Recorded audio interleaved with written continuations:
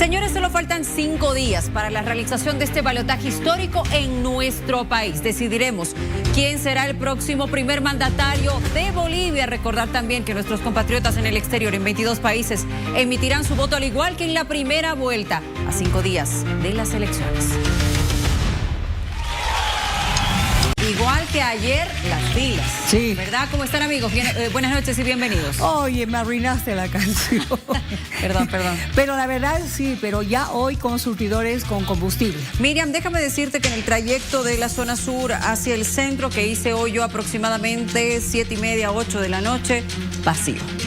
¿Vacío? No había tránsito vehicular como suele haber a esta hora. Pero también he visto yo algunos surtidores que han quedado vacíos también porque se llevaron todo el combustible. Agotaron todo. Todo. Bueno. Absolutamente. Hola, Tufi, ¿cómo está la situación en Santa Cruz?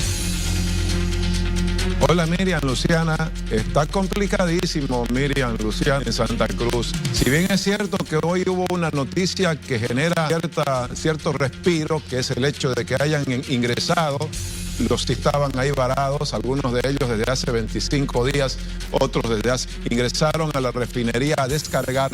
Todavía el proceso va a ser, se calcula que se descargan 800.000 litros por día y hay millones de litros varados. Entonces en los surtidores la situación todavía se siguen haciendo filas durante varias horas, en algunos casos han hecho filas los conductores de micros.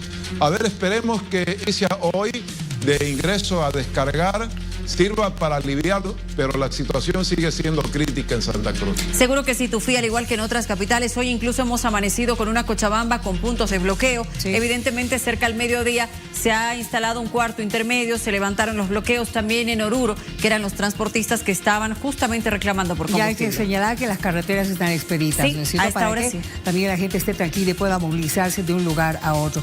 Pero bueno, también tenemos que hablar de lo que nos espera. Ya tenemos 5 días para el balotaje, Tufi. Cuenta regresiva, hoy es el penúltimo día, hay cierres de campaña de los dos candidatos en el balotaje, me refiero, y los binomios. En Santa Cruz se está desarrollando su cierre de campaña Quiroga con JP Velasco. En Cochabamba está cerrando su campaña, seguramente acompañado de Edma Lara. Así que mañana es el día de campaña, de cierres inclusive. Tuto Quiroga lo hará, sí, bueno, también el binomio del PDC seguramente en otro lugar del país. Bueno, Tufi, sí, evidentemente, y vamos a hablar de estos y varios otros temas esta noche aquí en vivo. Amigos, pónganse cómodos. Sí, señor. Un poco más de música.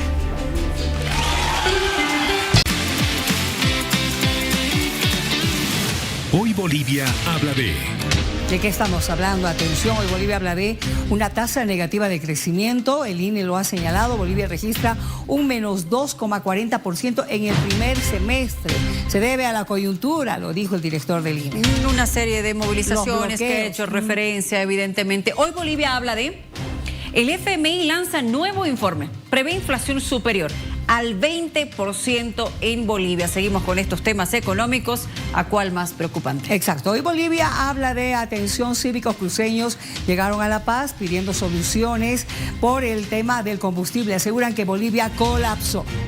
Hoy Bolivia habla de... Bolivia cae ante Rusia 3-0 en un amistoso en Moscú. Una selección que, bueno, sí se vio inferior en cuanto a rendimiento, al tema físico, pero estos partidos nos sirven y nos sirven de mucho para poder seguir avanzando rumbo al repechaje. Exactamente. Hoy Bolivia habla del Tribunal Supremo Electoral. Está reorganizando su logística, terminará el conteo oficial hasta el miércoles 22 de octubre. Oficial, muy sí, bien, señores. Claro que sí, con el CIREPRE que estará también en funcionamiento. Así es. Hoy Bolivia habla de...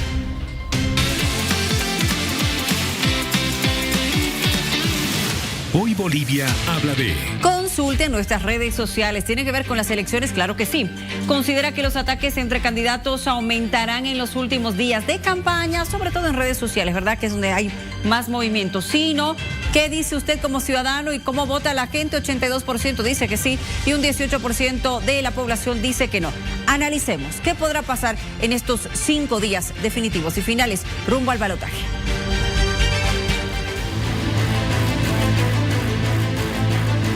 Entre los dos partidos que están disputando la presidencia, el que gane, ojalá que el segundo diga lo voy a apoyar y todos tengamos que apoyar para cambiar la situación en el país.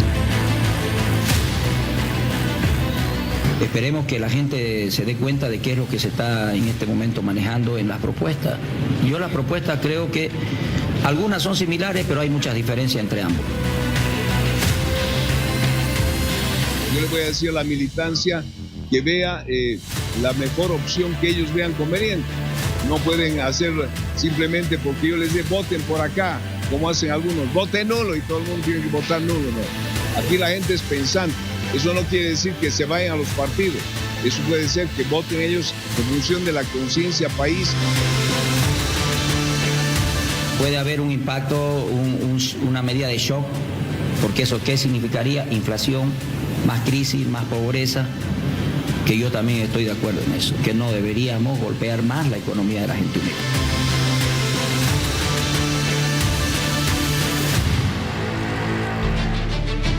¿Cómo serán los mensajes comunicacionales? ¿Cómo es que los candidatos Jorge Tuto Quiroga y Rodrigo Paz Pereira van a moverse en estos últimos días? Cierre de campaña en pleno, ¿verdad? Han estado con diferentes actividades en varias regiones del país, cerrando campaña, recordando que además a partir del jueves hay un silencio electoral. Analicemos esto. Le damos la bienvenida.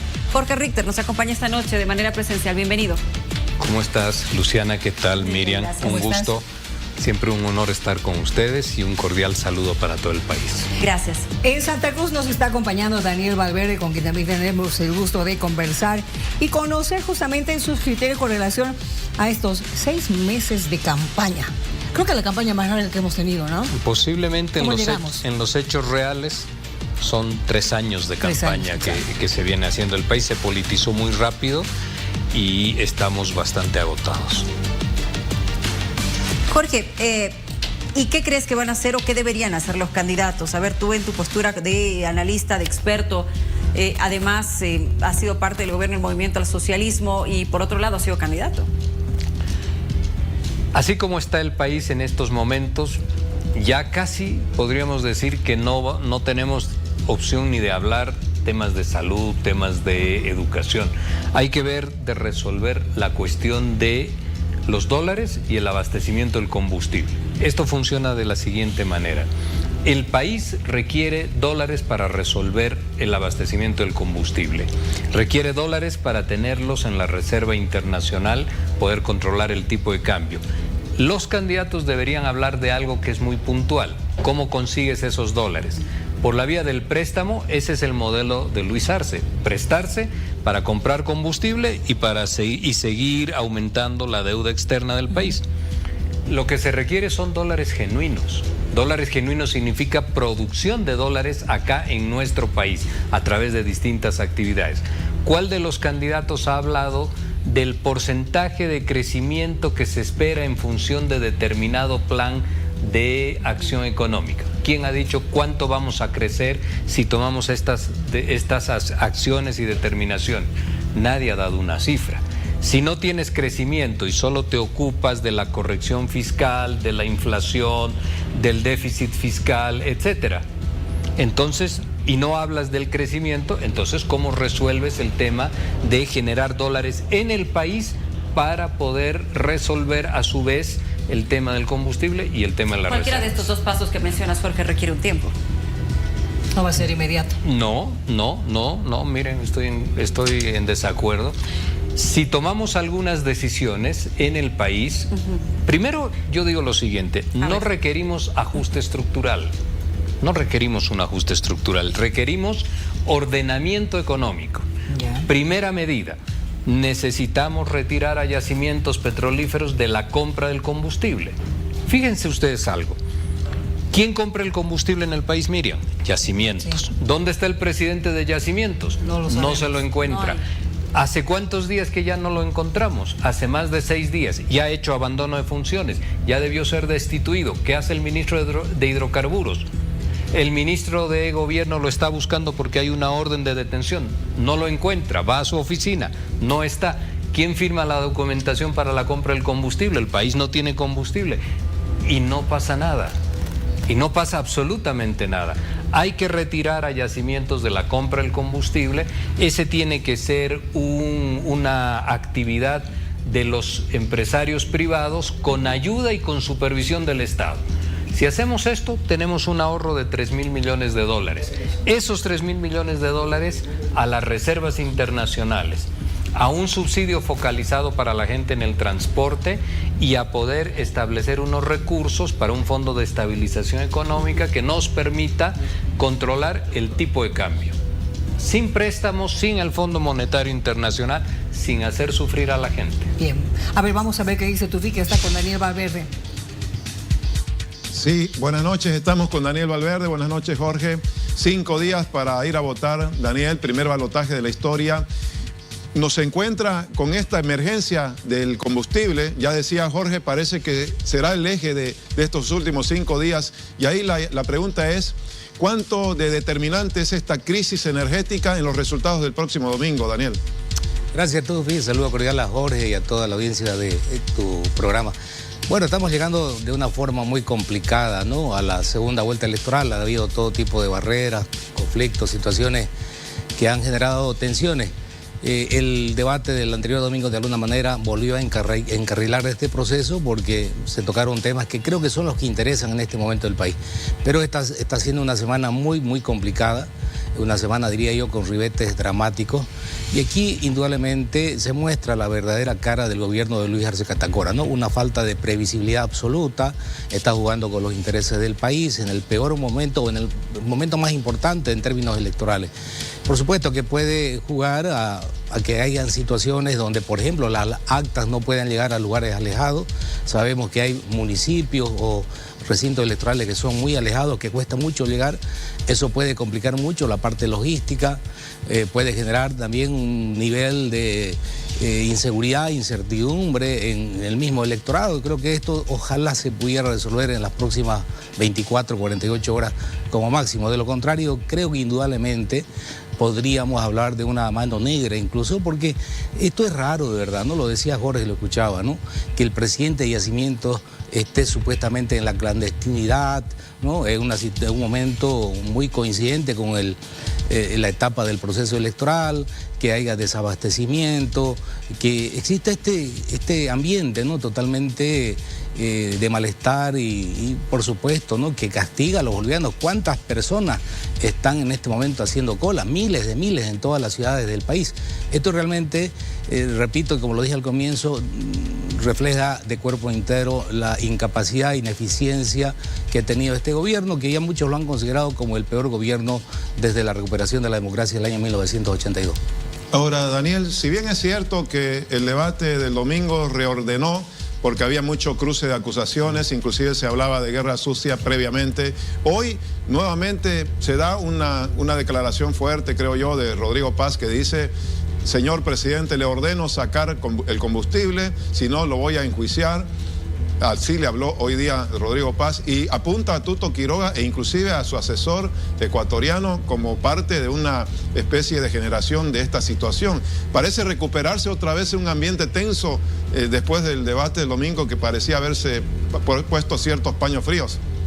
Es que nadie puede tomar una sopita tranquilo cuando el país está en esas condiciones, ¿no? Por supuesto que además que ha aprovechado el momento de convulsión, de malestar que hay en el país, Rodrigo, para mostrarse ya con una condición de presidente, ¿no? Eso es obviamente también una posición electoral que él ha asumido. Pero creo que es legítima por lo que se vive en el país, y yo lo vinculo incluso con lo que estuvo pasando hace unas semanas atrás, ¿no? Una semana atrás, cuando el presidente del Tribunal Supremo Electoral pidió públicamente, ¿no?, la cesación del ejercicio de la función de magistrado a los miembros del Tribunal Constitucional. Me ha resultado muy sospechoso, ¿no?, la posición de alguna organización política que ha sido muy benevolente, ¿no?, con una situación que también ha afectado mucho al proceso electoral. Entonces, vinculo esto porque pareciera, ¿no?, que tiene cierta consistencia alguna hipótesis que se ha planteado de una posible alianza, acercamiento o una posible coincidencia que en realidad da mucho que pensar entre el gobierno y una organización política que podría beneficiarse con esta situación, pero no deja de ser una especulación que va teniendo algunos elementos indiciarios que le dan cierta consistencia. Volvemos, Luciana, después de este arranque aquí con Daniel Valverde, por supuesto, en la lectura de los últimos 5 días que se vienen. Gracias, Tufi. Y la siguiente consulta para ti, Jorge, por favor, si me lo permites. Cualquiera que salga socialmente, ¿tendrá fácil las cosas a partir del 9 de noviembre? No, porque hay que mirar qué país van a encontrar y cómo se han configurado los factores de poder. Van a tener, una gobernabilidad con bastante dificultad, porque los 2/3 que se van a buscar para reformar, por ejemplo, Constitución Política del Estado, solo lo puede dar la suma del PDC más Libre. La suma de PDC más el partido de Samuel Doria Medina no llegan a 2/3. Jorge Quiroga sin Rodrigo Paz no tiene 2/3. Eso va a ser complejo porque esta campaña va a dejar todavía unas heridas. El segundo aspecto, no tienen presencia territorial importante en el país. Y esa presencia territorial es lo que le da soporte a político y gobernabilidad de calle, le va a dar al próximo gobierno, o le va a ser difícil esta gobernabilidad. Y el tercero es el factor Evo Morales. ¿Qué camino va a tomar Evo Morales, que es dueño de alrededor de 1.500.000 votos, que es el voto nulo más blanco, y que también le va a dar algún curso, lo va a utilizar para interpelar, para confrontar con el gobierno? No tiene representación en la Asamblea Legislativa. Entonces, estos 3 escenarios, por mencionar unos cuantos solamente, es con lo que se va a encontrar el siguiente gobierno. No solo es lo económico, sino que a la problemática y a la preocupación económica le sigue también la preocupación política, y funcionan complementariamente de forma positiva o negativa. A ver, en ese sentido, ¿quiénes van a definir la elección? Van a ser los indecisos. Indecisos formados por... La elección la va a definir el bloque de votos nulos, que tienes allí 1.300.000 votos. ¿Y en eso estaría el mismo? Ese es voto de vista. Perfecto. ¿No? Va a definir los 460.000 votos de Andrónico Rodríguez y 150.000 votos que tuvo el MAS. ¿Y para dónde van esos votos? Ahí tienes casi 2 millones de votos. Si sumas los blancos tienes 2 millones de votos que por identidad, por tradición, por historia política, etcétera, tienen una mayor afinidad hacia Rodrigo Paz. Entonces ese sería el resultado. Prácticamente. En el otro lado hay un bolsón de 1 millón de votos de Samuel Doria Medina. Ese 1 millón en gran medida tiene afinidad con Tuto Quiroga. Y hay una votación importante en 2 lugares, en la Argentina, en España, en 3 lugares, Argentina, España y Chile. Sí. En la Argentina ganó Rodrigo Paz y ganó el voto nulo primero, ¿no? O sea, voto nulo y después Rodrigo Paz. Esa votación posiblemente también va a repetirse hacia Rodrigo Paz. Y como la sociedad boliviana está polarizada, los videos que circulan de acusaciones, etcétera, la guerra sucia no importa tanto. Lo que importa es con quién te identificas tú, y a ese le vas a trasladar tu apoyo. Tufi. Tomando el tema del voto nulo o el factor Evo, Daniel Valverde, en ese sentido ha dicho en las últimas horas, y lo ha repetido otras veces Evo Morales, que él no vota por ninguno de los dos. Es probable que vote el evismo por nulo. En ese sentido, ¿cuánto puede incidir o no? Tomando en cuenta que tampoco Evo Morales ha hecho una campaña como la anterior vez, así fuerte por el voto nulo. ¿Qué puede pasar con ese voto que está mencionando Jorge de nulo, más de 1 millón? Sí, ese es un caudal tremendamente importante. No hay una campaña tan directa y fuerte como hubo en la primera ronda por anular el voto, ¿no? Pareciera que gran parte del electorado, vinculado fundamentalmente con la figura de Evo Morales, ha quedado en cierta libertad. Y al estar en libertad es casi natural, ¿no?, que tengan una adhesión, ¿no?, a la candidatura de Rodrigo Paz Pereira, por la impronta, por el discurso, ¿no?, por la simbología que ha venido manejando Rodrigo Paz Pereira, y además su acompañante, ¿no?, Edman Lara, que se ha convertido en un actor muy popular cabalmente en esos segmentos periféricos, de áreas rurales, sectores empobrecidos, que lo han visto, ¿no?, como una especie de representante, ¿no?, una víctima de la de los abusos policiales, de la injusticia, que ese es el voto emotivo, es el voto identitario también que se manifiesta y que se vincula con este tipo de candidatura. Pero yo creo que nada está dicho, Tufi, ¿no? Yo creo que es muy difícil dar certezas, ¿no? Es lo interesante más bien de esta segunda vuelta electoral, ¿no? Es una elección de final abierto, está todo por decirse, porque también ha habido errores, han habido excesos y han provocado que algún caudal del voto urbano, por ejemplo en el caso de Rodrigo, se disipe, se pierda, no se desencante. Entonces hay que esperar, creo, mesuradamente el 19 de octubre, faltan pocos días, y veremos a ver cómo terminan estas elecciones. Pero lo cierto, y ahí quiero coincidir plenamente con Jorge, es que después del 19 de octubre hay dos grandes tareas. Una en la que mucha énfasis le hemos puesto, que es la parte económica. Pero nos olvidamos que el problema quizás más importante que tiene el país es el problema político vinculado con la falta de unidad, con las posibles dificultades para generar gobernabilidad. Yo creo que el nuevo gobierno, sea quien sea la cabeza, que tiene que trabajar con el mismo esfuerzo, con la misma creatividad, con la misma apertura, para garantizar gobernabilidad. Y eso implica concertación, diálogo, entendimiento. No solamente dentro de la Asamblea Legislativa, donde posiblemente se vayan a alinear en casi muchos aspectos, por lo menos en los primeros meses, las distintas bancadas. Sobre todo fuera de la Asamblea Legislativa, donde hay que entender la realidad, ¿no? Los cálculos políticos, vienen elecciones subnacionales que van a hacerse los próximos meses. Entonces, viene aquí, creo, un examen que va a tener que rendir el próximo gobierno inmediato, ¿no? Pronto, sobre cómo generar concertación en un país que ha estado sumido en la polarización, en la falta de entendimiento y que es parte de la crisis económica que vive el país. En esa línea, Daniel, el domingo vamos a tener el resultado. ¿Cómo se imagina el día después, Daniel Valverde, el 20 de octubre? ¿Se imagina un 20 de octubre con los resultados respetados por los dos binomios, considerando que se menciona que puede ser muy apretado? ¿Se imagina ya un presidente electo activo, considerando que hay cuestionamientos al propio Arce sobre su inactividad en un momento tan crítico? ¿Cómo se lo imagina? Tiene que el 20 de octubre tomar las riendas del país, ¿no? Por lo menos generar espacio, certidumbre el próximo gobierno. Y creo que sería realmente un delito imperdonable que se quieran impugnar, se quieran desconocer los resultados, ¿no? Creo que hay la suficiente madurez, el país además está exigiendo que ya no juguemos con los resultados electorales. Por lo tanto, a partir del 20 de octubre creo que vamos a tener un ambiente, ¿no? De certidumbre, de expectativa, de esperanza, y algunos de los anuncios tendrán que irse trabajando ya para que inmediatamente se posesione el nuevo gobierno. Ojalá ya no tengamos estos problemas de falta de carburantes, ¿no? Esta incertidumbre, esta falta de entendimiento, y nos enfoquemos a la agenda que requiere el país. Bueno, así estamos analizando, Miriam, lo que puede pasar el domingo y el post-domingo. Exactamente. Jorge quiere decirle algo a Daniel. ¿Qué te llamó la atención?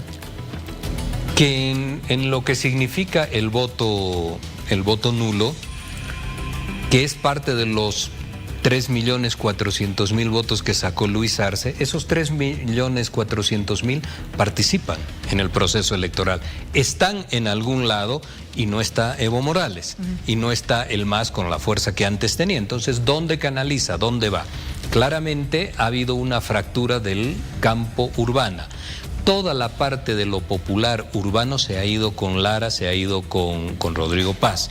Pero la parte de los sectores campesinos, que es el voto más duro del MAS, el voto identitario, ese ha quedado amparado en el voto nulo. Hoy día puede tomar votación por alguien.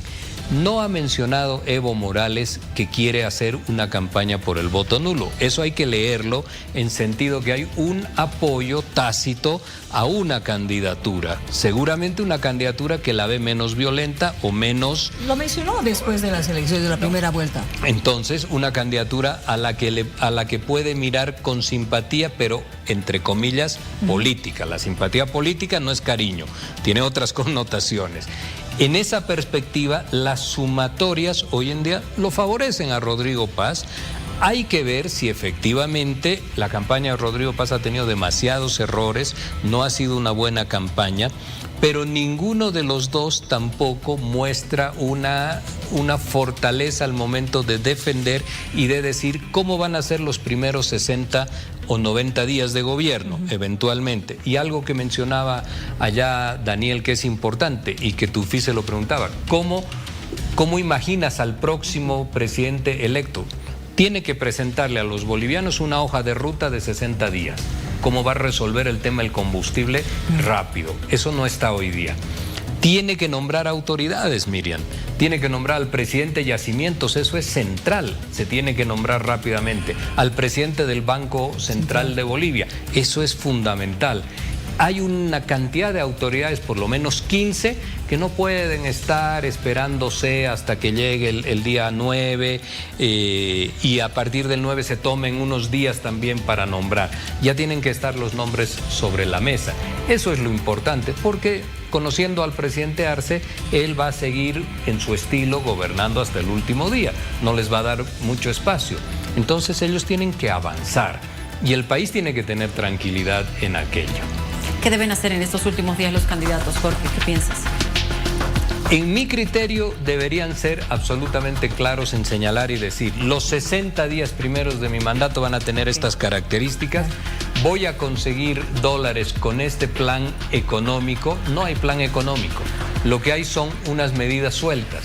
Vamos a controlar la inflación, te dicen, vamos a tener racionalidad fiscal, te dicen, vamos a generar austeridad, también te lo dicen, vamos a ir por dólares afuera, eso no nos sirve en absoluto, te ayuda para salir unos días del bache, pero es crédito, tienes que pagar.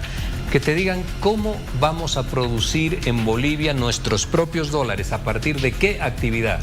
Pensar, y termino con esto, que mágicamente una vez que has logrado corrección fiscal, que has logrado controlar de alguna manera la inflación, que ya te has prestado plata, etcétera, que has racionalizado los gastos, pensar que el crecimiento va a venir mágicamente del lado privado, eso es no comprender la política. Hoy día lo que hace crecer la economía es el gasto público, es la inversión pública.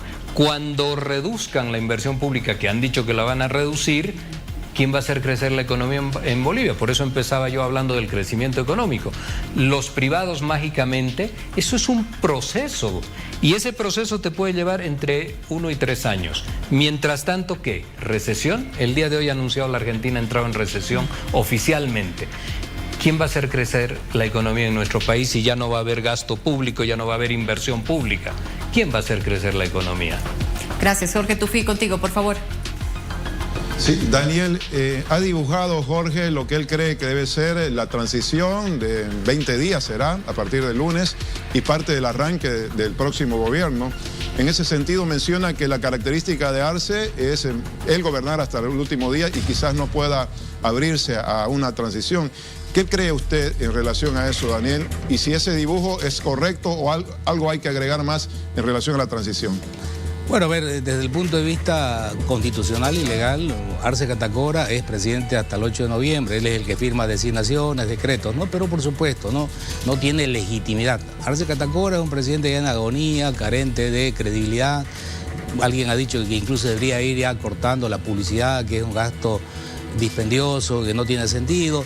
Pero bueno, la fuerza moral para todo eso la va a tener quien sea elegido el 19 de octubre, ¿no? Y podrá ir presentando su equipo económico, ya que sabemos quiénes son, darle más fuerza, planteando algunas directrices. Pero también hay que ver el escenario de la Asamblea Legislativa, Tufi, ¿no? ¿Qué va a pasar en ese tiempo restante en la Asamblea Legislativa, ¿no? Que ahorita están todavía interesados en nombrar a los vocales electorales, ¿van a ser ellos los que van a nombrar? ¿O de verdad deberían dar paso para que la nueva Asamblea Legislativa pueda posesionar como uno de sus primeros actos, ¿no?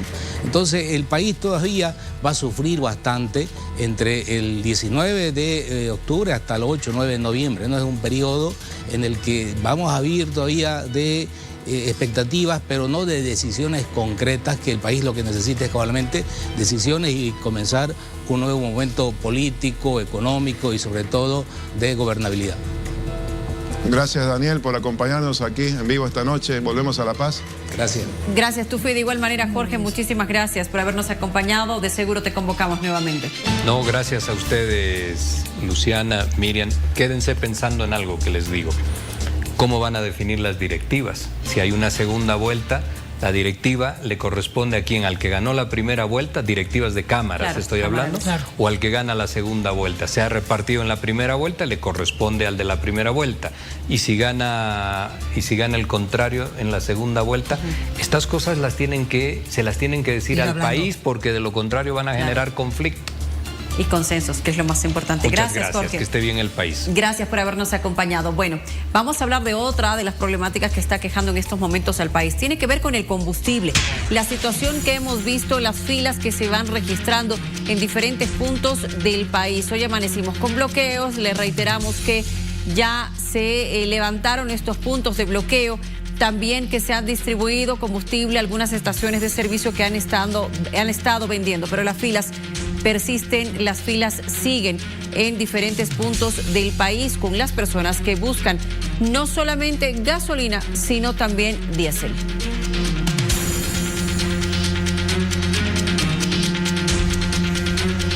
Estamos teniendo unos días realmente muy complicados, muy difíciles, muy dolorosos, especialmente para quienes son parte del transporte público, del transporte pesado, también la ciudadanía en general, con varios días esperando poder recibir combustible. Le mostramos esto.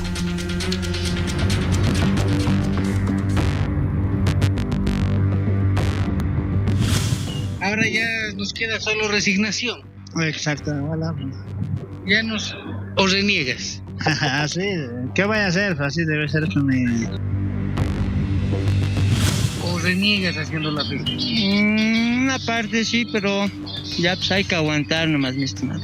Esa es la realidad, ¿no? Sí, pues ya nos hemos acostumbrado también. Eso no es principio también que ha pasado esto. Ya es mucho tiempo que estamos con esto. Casi todo el año, Todo el año casi ya. ¿no? Estamos zapateando en esa parte de la gasolina.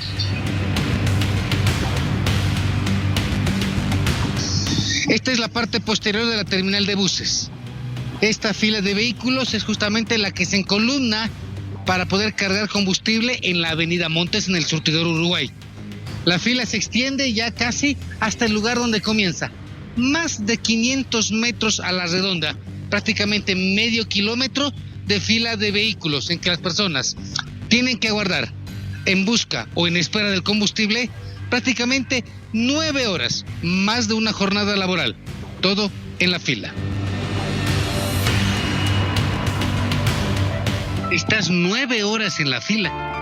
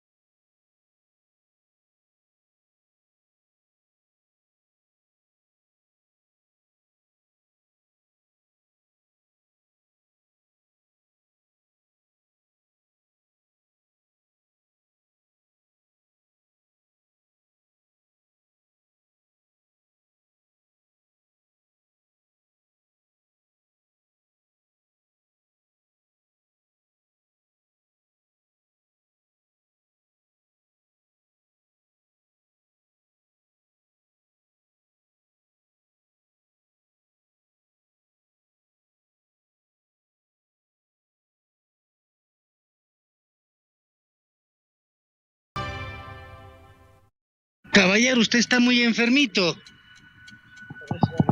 Sí, estoy mal y un poquito quería ir al hospital con mi hermano, pero ya no ha alcanzado el tiempo. Pues como no alcanza el tiempo, ¿qué se puede hacer? Gasolina, sin gasolina, mira, el tanque está vacío, ¿no? Entonces, sin gasolina vamos a poder ir y ya es tarde también, mira, vamos a tener que retornarnos nomás allá a la casa.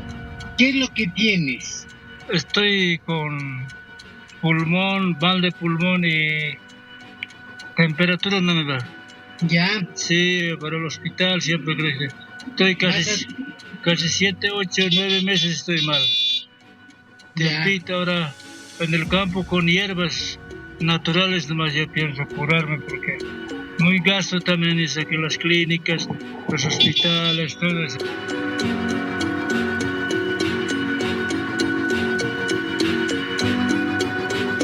¿Cuánto tiempo estás en la fila? Ya son 8 horas que estoy acá. 8 horas. ¿Qué tenías que hacer en estas 8 horas? Tenía que estar en la universidad y también tenía que estar trabajando después de esto. ¿Has dejado todo por la gasolina? Exactamente. ¿Trabajas también aquí en el minibús? Sí, estamos aquí en el sindicato Pedro Domingo Murillo, somos del grupo 19 Sportcars. Estamos boleando un poquito de coquita. Exactamente, para no dormir también. ¿Has almorzado? Sí, hemos almorzado. Ay. No hay que descuidar tampoco la alimentación.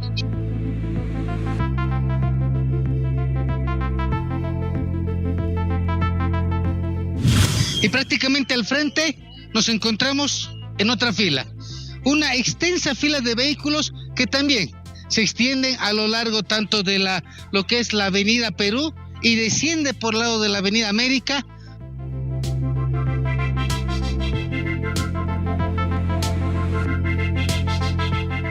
Tampoco hay mucho pasajero que digamos a esta hora. Ya, la gente también ya no sale mucho. No, sale, no hay auto ya, por la gasolina. ¿Tanto así? Sí. Ya. Y no, en épocas normales, ¿cuántas vueltas hubieras hecho en estas 8 horas? Unas 7, 8. ¿Y eso en ganancias cuánto significa? Puede ser unos 100, 150. ¿Y ahora vas a puliar el tanque? Vamos a llenar el tanque. ¿No vale la pena hacer 8 horas para 50 pesitos medio tanque? Sí, justamente ha llegado por eso, también hemos esperado, mi estimado. Por lo menos con los cisternas en ambos surtidores, es como la gente ya tiene la esperanza y augura que las largas horas que aguardaron en la fila para el combustible tenga su recompensa. Justamente el poder comprar este líquido que permite a los motores funcionar y a los vehículos avanzar. Bueno, y entendiendo todo lo que está sucediendo, le quiero dar la bienvenida a don Santos Escalante, él es dirigente de choferes de Chuquiago Marca. Nos acompaña vía virtual para poder darnos el detalle de cuál es la situación en la que están los sectores que representa. Buenas noches. Buenas noches, agradecerte primero, Luciano, ¿no?, por la cobertura. En emergencia, hoy hemos amanecido con diferentes regiones en bloqueo. ¿Qué dice Chuquiago Marca? Bueno, prácticamente, ¿qué podemos decir en este momento si este gobierno con nosotros ya casi 2 años que no ha cumplido con todas las necesidades que tenemos? Hemos hablado con diferentes autoridades donde simplemente han hecho compromisos que a la fecha no lo cumplen. Y lo único que nos queda hacer en este momento, ¿qué medidas de presión podríamos hacer ante un gobierno que está de salir? Entonces, lo que nos queda en este momento es exigir. Lo último que hemos pactado con ellos es donde ellos se han comprometido que la gasolina y el diésel no iba a faltar por lo menos hasta el mes de diciembre. Nosotros exigimos que en este momento este gobierno ponga por lo menos de salida ya de este gobierno y se responsabilice de lo que ellos se han comprometido con el transporte. Permítame, don Santos, por favor, que estamos también con diferentes dirigencias en Santa Cruz que quieren darnos su postura. ¿Tufi?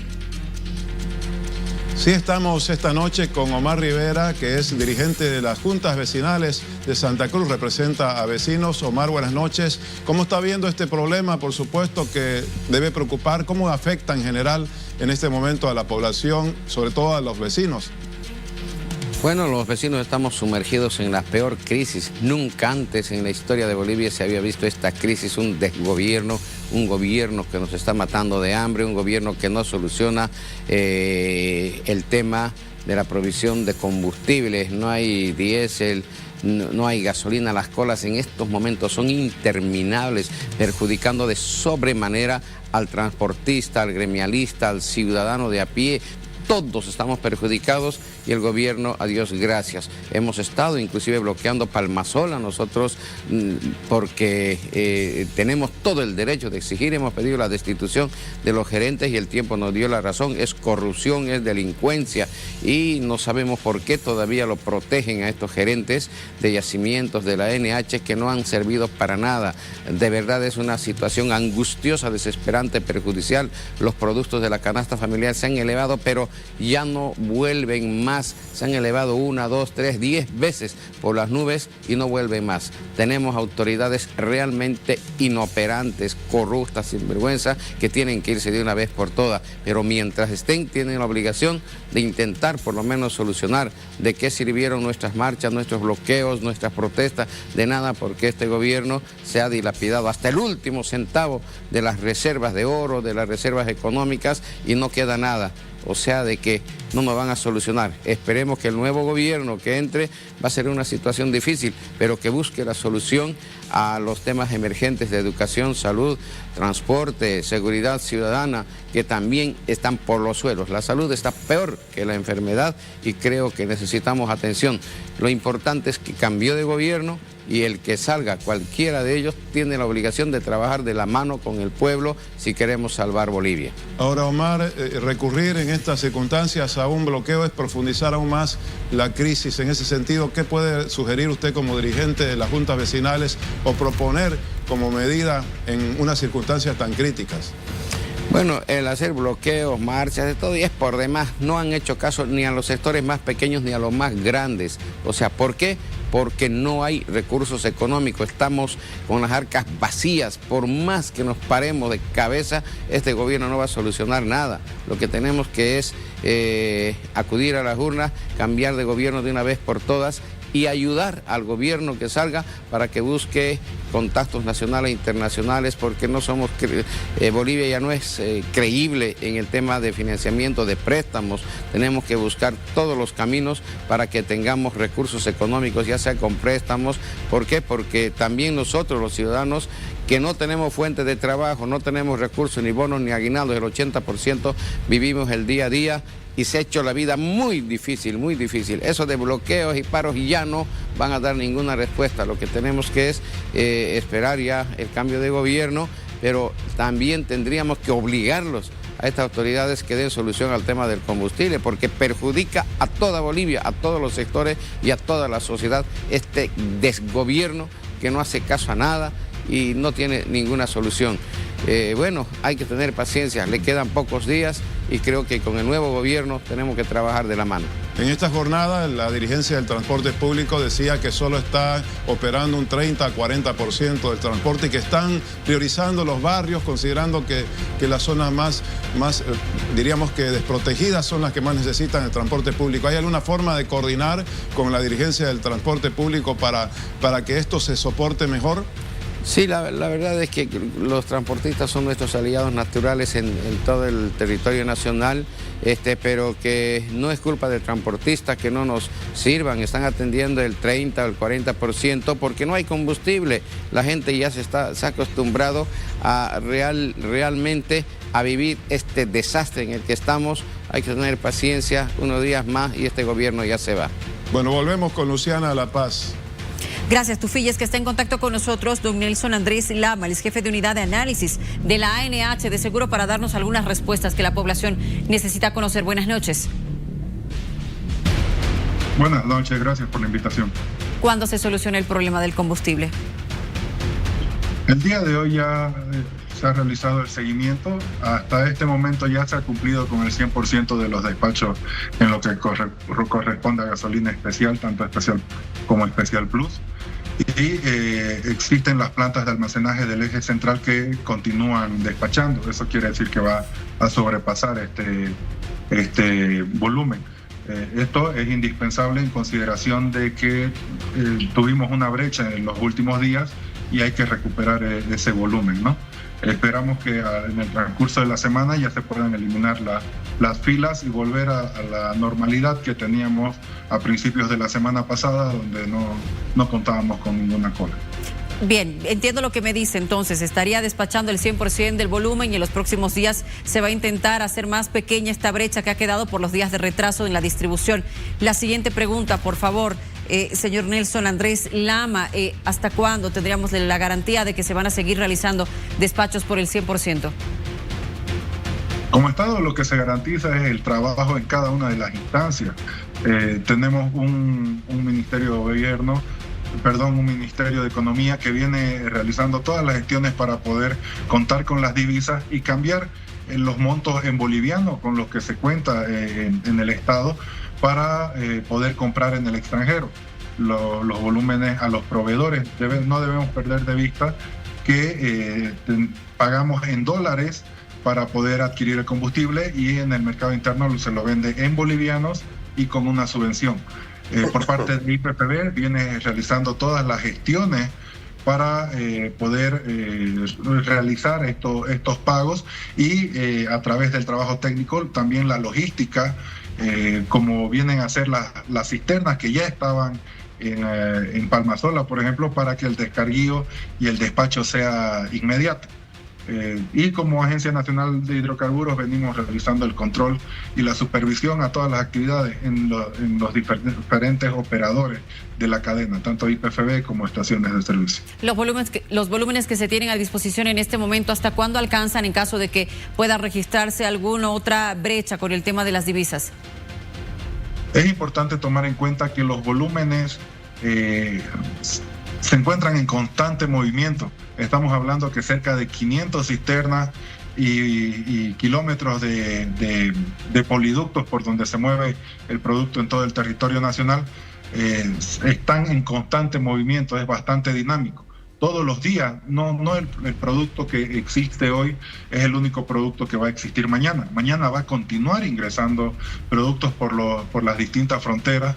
Tenemos proveedores en Perú, Chile, Argentina, Brasil, Paraguay, los cuales de manera continua están enviando los volúmenes a Bolivia. La última consulta, el combustible que está ingresando en este momento está pasando por los estándares de calidad, que ha sido otra de las preocupaciones por parte del sector de transporte por la calidad del combustible. Es importante aclarar esa situación. Tenemos una normativa establecida en lo que corresponde a calidad, que es el Decreto Supremo 4718, donde con esta norma, con estos parámetros, nosotros como Agencia Nacional de Hidrocarburos autorizamos la importación de estos productos. No puede ingresar un producto con menor calidad a la establecida por el Estado boliviano. Adicionalmente, cada punto de transferencia de custodia, eso quiere decir de la cisterna que descarga en el tanque, del tanque que despacha a la estación de servicio o de la refinería que produce y entrega el producto para su comercialización, cada uno de estos puntos tiene la trazabilidad de contar con un documento de verificación de calidad. Es en ese sentido que operativamente también la ANH realiza las verificaciones a través del muestreo y los laboratorios móviles en estaciones de servicio y plantas de almacenaje para poder realizar una verificación directa. Esta verificación se viene coordinando con distintos sectores del transporte. Esperamos que se puedan adherir una mayor cantidad de asociaciones, confederaciones, para realizar este trabajo conjunto. La ANH totalmente abierta para poder realizar estas verificaciones y dar tranquilidad a la población. Le agradezco mucho, don Nelson Andrés Lama, por habernos acompañado. Gracias a ustedes por la invitación. Que le vaya bien. A ver, voy a retomar la conversación con don Santos Escalante. ¿Siente usted tranquilidad con lo que acaba de escuchar? Ya se está distribuyendo combustible, pero, a ver, quiero saber también su sentir. Bien, primero hay que decirle, ¿no?, al señor Nelson, él habla con una tranquilidad única de decir que el transporte, o mejor dicho, la gasolina, va a retomar en estos días el 100%. Pero ¿qué hay de la pérdida que hemos tenido en transporte en estos días? Un tema que ha tocado. El otro tema que le escuchaba decir, que ellos revisan el estándar de calidad de la gasolina, que ha pasado en las anteriores semanas, cuando nosotros hemos denunciado públicamente la gasolina que prácticamente se estaba vendiendo, que ha afectado a nuestros vehículos, que a la fecha todavía no hemos terminado y no nos han dado una respuesta de quién se va a hacer cargo del resarcimiento que en este momento los transportistas hemos sufrido en el malestar de nuestros vehículos, que prácticamente han coincidido con la mala calidad de gasolina que en ese momento se ha vendido. Ahora hay que decirles también a los señores del gobierno que el transporte en este momento no puede pagar los platos rotos de la mala gestión que ellos hacen en el Ministerio de Economía. Si no hay dólar o hay dólar, ellos tenían que garantizar y tienen que ellos garantizar la venta y prever estos problemas a fin de que nosotros no tropecemos y nosotros seamos quienes estemos perjudicados, como está haciendo hoy la parte del transporte. No hay credibilidad, esperemos que así sea, pero hoy también nosotros les vamos a decir si es que vamos a tener que tomar medidas de acción y otra vez vamos a tener que ir a bloquear, no a bloquear y a perjudicar a las personas, sino a los entes que realmente se tienen que hacer responsables de esta venta de la gasolina. Bueno, así están las cosas, Tufi. Sí, Omar Rivera, como dirigente de los vecinos, ¿cómo recibe usted las palabras que ha escuchado del representante de la ANH?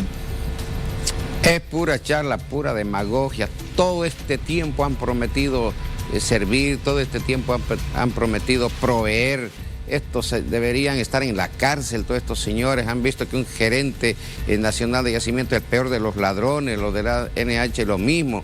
Ellos deberían tomar la palabra y cumplir con la provisión del combustible y no perjudicar el transporte. Se perjudica peor el vecino, el ciudadano, los vecinos de a pie. Estamos realmente perjudicados y deberían recibir los procesos y sanciones drásticas, inclusive con la cárcel, a esta gente inoperante que nos está causando demasiado daño, especialmente a los sectores más vulnerables, a la gente más pobre y humilde.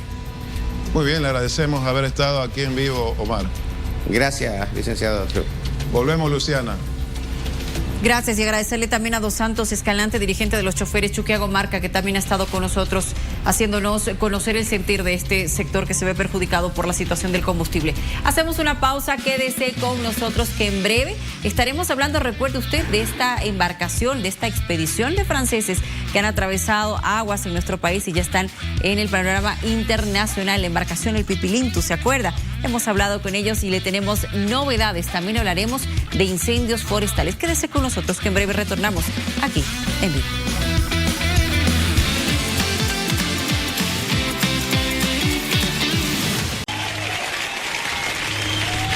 Gracias a nuestra banda por amenizar la noche. Tenemos que hablar de los parqueos tarifados porque el Consejo Municipal de La Paz ha aprobado una ley para anular este proyecto que evidentemente ha recibido críticas, el sector de los vecinos en algunas zonas, otros que decían sí, estamos de acuerdo, va a haber mayor orden, parte de las conclusiones o determinaciones que se han asumido desde el municipio. Le quiero dar la bienvenida a Roxana Pérez del Castillo, concejal, que nos acompaña para darnos el detalle de la aprobación. Bienvenida.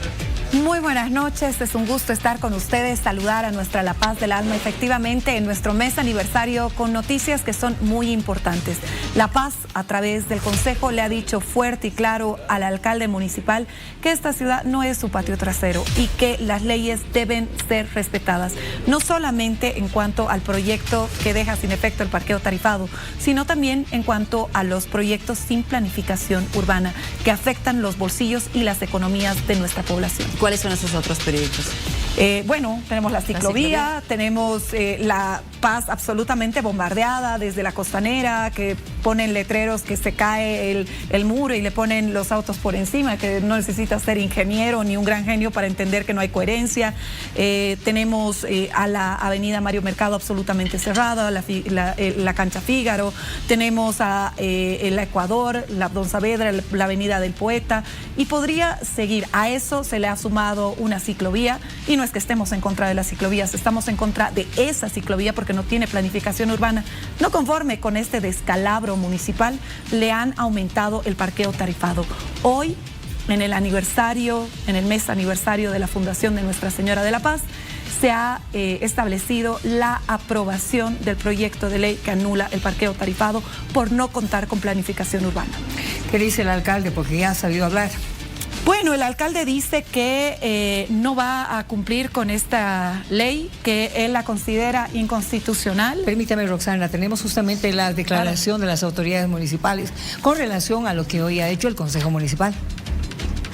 Los parqueos tarifados están en pleno funcionamiento el día de hoy y van a estar en pleno funcionamiento el día de mañana y los días siguientes. Taxativamente informarles que no vamos a entrar en la discusión legal de una norma que el Ejecutivo desconoce en su vigencia legal por ser contraria a la Constitución Política del Estado. Apoyamos la iniciativa del presidente del Consejo de haber mandado en consulta la misma al Tribunal Constitucional y al Servicio Estatal de Autonomías y vamos a estar ansiosos de esperar la respuesta. Respaldamos 100% la iniciativa, la inversión y el riesgo que las cuatro empresas que están prestando este servicio en la ciudad de La Paz han arriesgado su propio capital, tengan estas empresas la seguridad de que el gobierno autónomo municipal va a respaldar la legalidad de las autorizaciones con las que ellas están funcionando. ¿Qué dices, Roxana? Digo que es realmente una barbaridad escuchar a representantes de este pueblo tan valeroso decir que no van a cumplir una norma. Esto es algo realmente inédito. Estamos en un estado constitucional de derecho y en ese marco todos tienen que cumplir la normativa, le guste o no le guste. Y bueno, hay algo que tal vez no le han comentado al secretario del alcalde ni al alcalde. No son el Tribunal Constitucional. No pueden definir arbitrariamente que la ley es inconstitucional. Y efectivamente están en todo su derecho, como lo han hecho 3 concejales cerrando filas con el alcalde y con este proyecto que lastima las economías paceñas, de presentar una consulta constitucional, pero también deben ser asesorados de acuerdo al Código Procesal Constitucional. Ninguna consulta constitucional tiene efecto suspensivo, lo que significa que el proyecto de ley debe continuar su procedimiento legislativo. El alcalde tiene 10 días, le guste o no, para promulgar la ley u observarla. De observarla, querida Miriam, retornará al Consejo. Si tiene 2/3, que no los tiene porque hemos aprobado ya 4 concejales y una se ha abstenido y por ende no tiene 2/3 en el Consejo, se rechazarán esas observaciones y se promulgará de oficio. Si el concejal presidente no quiere promulgar esta ley, esto claramente es un incumplimiento a los deberes que están señalados en nuestro marco legal, entre ellos el reglamento interno del Consejo. Entonces, bueno, yo creo que todos somos ciudadanos, más aún quienes ejercemos cargos de representatividad, y en este marco debemos cumplir el marco legislativo. Bueno, Roxana, ¿qué hace la gente a partir de mañana? Entonces, ¿pagamos? ¿No pagamos el parqueo? ¿Esperamos? Querida Luciana, se tienen 10 días para que el alcalde pueda observar o promulgar. Cumplidos esos 10 días, van a ser remitidos al Consejo y se promulgará de oficio. Una vez que se promulgue de oficio y se publique, que es inmediato, esto queda absolutamente fuera del funcionamiento y no tienen posibilidad alguna de pagar o de establecer sanciones si es que no lo hacen. ¿Y se hará alguna auditoría respecto de los días que ya se implementó este servicio? Por supuesto que sí. Es más, nosotros ya hemos solicitado una auditoría porque claramente todos los concejales salen a decir que no es legal este proyecto. El mismo alcalde dice, sí, debería haber sido una alianza público-privada, pero era una pruebita. No hay pruebas en administración pública, hay delitos, hay responsabilidades. Lo que también quiero señalar, porque se ha tratado de confundir a la población, son 2 temas. Primero, estas son las autorizaciones temporales que dio el alcalde. Les voy a facilitar una copia, por favor, Luciana. Querida Luciana. Muchísimas gracias. Son autorizaciones temporales de disposición de nuestras calles. Esto es una... Yo quiero hacerte una consulta, porque acabas de hablar acerca de la ley de alianzas público-privadas. Así es. Y la ley de concesiones. Así es. ¿Qué pasa con esto? ¿En cuál se está, sobre cuál se está basando justamente el contrato de estas 4 empresas? Ninguno, y por eso les he traído la copia. Son autorizaciones de disposición temporal de bienes de dominio público. Es decir, les ha dado una autorización de 1 año para usufructuar nuestras calles, bienes públicos. Es algo inédito, querida Miriam. Pero no solamente eso, si puedes verificar en la cláusula exactamente quinta, en el inciso 5.1, te establece que no es ni siquiera el 15% que decía el alcalde, es que no sé si está mal asesorado, 12%. Mal informado, pero es un 12%. Y saben, si van hasta la página de la inversión pública, inversión privada que tenían que hacer, prácticamente es una burla, son señaléticas, es el pintado de calles. Ni siquiera contempla el 1% de lo que van a ganar. Solo dentro de un ejercicio simple del 50% de ocupación de los cajones de esta autorización, no de las 4, esta empresa iba a ganar un poco más de 34 millones de bolivianos. Con una inversión, pero realmente irrisoria. Hay un detalle, porque la población dice, mal que bien tengo ahorita dónde estacionar. Mal que bien. Porque no hay dónde parquear un auto en la ciudad de La Paz. Así es un problema. Ahora, hay quienes se preguntan si ustedes están peleando solamente por los 150 cuidadores que se han quedado sin trabajo. Bueno, yo quiero mencionarte que aquí en todo este folder tengo denuncias de juntas vecinales, de juntas escolares, de embajadas, de centros de salud, de hospitales que no les han permitido ni siquiera el parqueo de ambulancias. Y esto también lo ha señalado el alcalde públicamente. Tenemos también, por ejemplo, esta nota de la Federación del Transporte Libre. Creo que esta es una posición unánime de la población, querida Miriam, y no estamos peleando en contra de los parqueos tarifados. Eso es importante que se señale. No estamos en contra de los parqueos tarifados, como no estamos en contra de las ciclovías. Estamos en contra de este proyecto de parqueos tarifados porque no tiene planificación urbana. Me imagino, pero que hay una propuesta también, que el Consejo está pensando en una propuesta para, evidentemente, observar esto, pero decir, bueno, podemos hacer esto. Claro, por supuesto que sí. Se tiene que replantear el proyecto que ha presentado el alcalde y se lo hemos venido reiterando. Yo, por lo menos, se lo he reiterado hace más de 3 meses.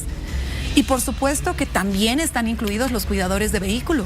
No, o sea, no son los únicos, pero también están incluidos. Son paseños, son ciudadanos y tienen derechos y pagan patentes a la alcaldía. Pero este no es un problema únicamente social, es un problema que involucra a la falta de criterios legales, a la falta de criterios técnicos. Han trazado cajones en calles donde estaba prohibido parquear y hay letreros dispuestos por la alcaldía que dicen no estacionar. Han establecido una disposición o una distribución económica irrisoria para la paz, vinculada al esfuerzo, al trabajo privado de todo el mundo, para engrosar la billetera de 4 personas que 2 de ellas son unipersonales y las otras 2 son empresas que no tienen una trayectoria nacional ni internacional en parqueos tarifados. Esto no es modernización y esto, por supuesto, no trae consigo mejores condiciones de vida para la población. Estamos abiertos a hablar de parqueo tarifados, estamos abiertos a hablar de proyectos, pero con planificación urbana. Te agradezco mucho por haber venido. Muchísimas gracias a ustedes. Gracias. Y claro, a La Paz decirles que seguiremos en este camino de defensa de nuestra población. Muy bien. 10 días tiene la alcaldía para revisar, examinar, observar, decir, para que el Consejo pueda tomar ya una decisión final, crucial. Sí, tenemos más aquí en vivo, música para ustedes. Repasemos los resultados de la consulta que le teníamos en redes sociales. Si me lo permite, por favor, se la leo. ¿Consideras que los ataques entre candidatos aumentarán en los últimos días de campaña? Sí, no. ¿Cómo votó la gente? Resultados finales. Por el sí, un 85% y un 15% de la población dijo que no. Miriam, atentos a redes sociales con todo lo que va a suceder estos días. Exactamente. Tenemos a Tufi. Vámonos, Tufi. Al país le queda un solo día ya de campaña electoral rumbo al balotaje. Vamos a descansar. Un abrazo grande a todo Bolivia. Adiós, y por supuesto al Miriam. Hasta mañana. Chao, chao, chao. Hasta mañana. A mí no me ha dicho nada. No sé, lo siento. Chao. No te enojes, pero mañana te va a decir chao.